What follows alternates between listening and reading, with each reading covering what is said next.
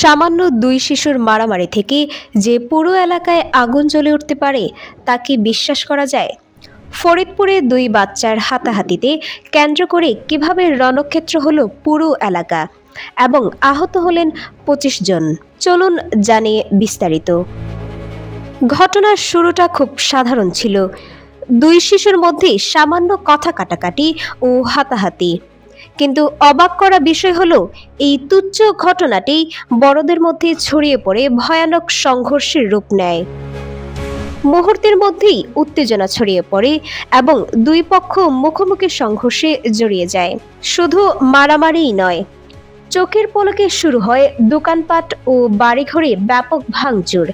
ভাবা যায় যে ঘটনা বড়দের থামিয়ে দেওয়ার কথা ছিল, উল্টো তারা জড়িয়ে পড়ায় আহত হয়েছেন প্রায় ২৫ জন, যারা এখন হাসপাতালে চিকিৎসাধীন। তুচ্ছ কারণে এমন ভয়াবহ সহিংসতা কি আসলেই মেনে নেওয়া যায়? ঘটনাটি নিয়ে আপনার মতামত কি? কমেন্টে অবশ্যই জানাবেন। এই ধরনের গুরুত্বপূর্ণ আপডেট পেতে আমাদের সঙ্গে থাকুন। বিজিএন টিভি 24 সংবাদ, যেখানে বিশ্বস্ততা সেখানে।